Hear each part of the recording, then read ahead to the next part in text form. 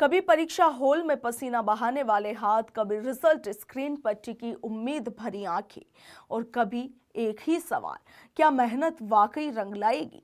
मगर राजस्थान की कुछ बड़ी भर्तियों में ये सवाल कथित तौर पर मेहनत से नहीं, सिस्टम के भीतर बैठी साजिश से तय किया गया। राजस्थान पुलिस के स्पेशल ऑपरेशंस ग्रुप यानी कि एसओजी ने एक ऐसी ही कार्रवाई की जिसने भर्ती परीक्षाओं की निष्पक्षता पर फिर से बहस छेड़ दी है।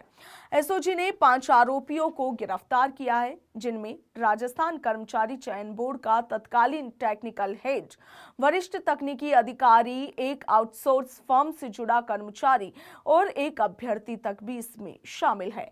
जांच के मुताबिक महिला सशक्तिकरण सुपरवाइजर, लैब असिस्टेंट और कृषि सुपरवाइजर भर्ती परीक्षा 2018 इन तीनों परीक्षाओं में ओएमआर शीट्स की स्कैनिंग और रिजल्ट तैयार करने की प्रक्रिया के दौरान गंभीर स्तर पर कथित रूप से हेराफेरी की गई है।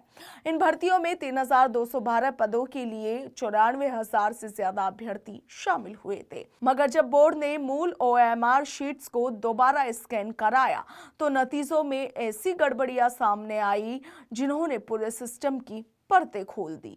एसओजी की इस जांच में यह सामने आया है कि बोर्ड में तैनात तत्कालीन सिस्टम एनालिस्ट और इनके साथ ही टेक्निकल हेड संजय माथुर पूरी ओएमआर स्कैनिंग और रिजल्ट प्रक्रिया के प्रभारी थे और कथित तौर पर इस पूरे प्रोसेस में आउटसोर्स कंपनी के कर्मचारियों के साथ मिलकर अंकों में हेराफेर भी किया गया। अब तक 38 ऐसे अभ्यर्थियों की पहचान हो चुकी है जिनके नंबर बढ़ाए जाने की बात भी सामने आई है। वहीं आप देखिए कि सबसे चौंकाने वाला मामला अभ्यर्थी पूनम माथुर का बताया जा रहा है। जहां उनके वास्तविक अंक तकरीबन 63 होने चाहिए थे, वहीं कथित धांधली के जरिए रिजल्ट में उन्हें 182 अंक दिखाए गए हैं। और इतना ही नहीं, कुछ अन्य उम्मीदवारों के 30 में से 50 अंकों के स्कोर को अब तक 38 ऐसे अभ्यर्थियों की पहचान हो चुकी है जिनके नंबर बढ़ाए जाने की बात भी सामने आई है। वहीं आप देखिए कि सबसे चौंकाने वाला मामला अभ्यर्थी पूनम माथुर का बताया जा रहा है। सीधे 185 से ऊपर पहुंचा दिया गया। एसओजी का दावा है कि इस पूरे खेल में लाखों रुपए की रिश्वत का लेन देन हुआ है और जब बोर्ड ने खुद जांच के लिए समिति बनाई तो उसी जांच को प्रभावित करने की कोशिश भी की गई। मगर फिलहाल सभी आरोपियों को आईपीसी की गंभीर धाराओं में गिरफ्तार कर लिया गया है और इसके साथ ही एसओजी ये साफ कर चुकी है कि यह सिर्फ शुरुआत है। 59 कर दिए तो रैंडमली उन लोगों से हम लोगों ने इंटरोगेशन में पूछा कि किस प्रकार से आपने किया, तो उनके पास में आंसर की रहती थी। उनको लगता था कि इतने करने पर इसका क्लियर हो जाएगा, तो रैंडमली कि किसी ने 9 वाले ने तो हार्डली 4-5 भरे होंगे, तो लेकिन उसके और जितने भी जगह जहां जहां उनको जगह मिलती रही और टाइम के हिसाब से फटाफट उन्होंने फिल किया। ये उनको आता ही नहीं था।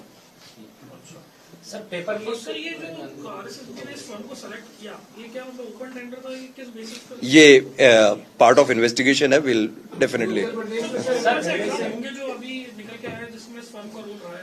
अभी तो ये 3 एग्जाम्स जो हमने बताए हैं कि महिला सुपरवाइजर, प्रयोगशाला सहायक एंड कृषि पर्यवेक्षक, ये 3 एग्जाम से इन 3 एग्जाम्स के ऊपर हमारा इन्वेस्टिगेट कर रही है क्या कि अगर पहले से उत्तर प्रदेश में ये फर्म अंडर स्कैनर थी तो यहाँ पे इनको ये एग्जाम्स में ओएमआर शीट्स का जो मैटर है वो उसका कॉन्ट्रैक्ट दिया कैसे, किसने दिया, क्यों दिया, ये सब का इन्वेस्टिगेशन? ये फर्म तो बहुत ज्यादा अंडर स्कैनर है।